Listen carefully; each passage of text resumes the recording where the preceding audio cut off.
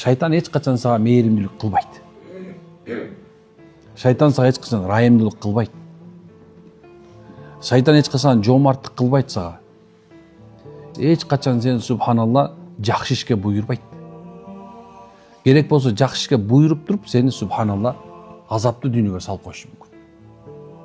Байкайсыңар, кээ бирлер ибадат менен, мындай бир зикир менен, пикир менен ушундай сонун бирок бактысыз болуп атат, байкасаң.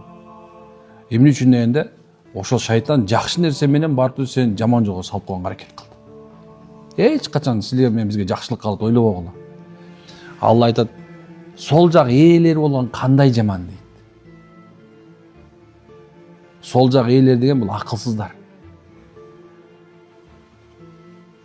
Иман жөнүндө ойлонбогондор, ахирет жөнүндө ойлонбогондор, өзүнүн каяка бара турганын ойлонбогондор, эмне үчүн жашап жүргөнүн ойлонбогондор, өз үй бүлөсүндө гам жеп, өз үй бүлөсү жөнүндө ойлонбогондор, алар тозокко барабы, бейишке барабы деп ойлонбогондор, булар сол жак ээлерди.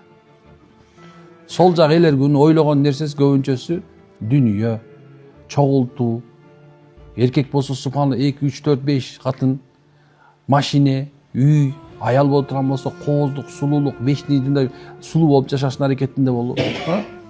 Бунун бардыгы тең экен. Бул акылсыздардын сол жактыктардын ой пикири.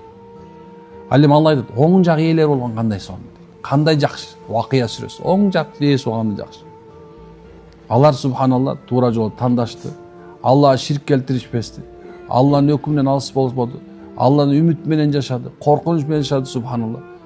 Өз үй бүлөсү жөнүндө коркту, үммөт жөнүндө коркту, үммөткө гам жеди субханалла. Пайгамбардын аркасынан ээрчиди. Бул оң жак ээлер. Эмнекен биз ошол шайтан менен субханалла дайыма душманчылык күрөшүп турарын унутпашыбыз керек.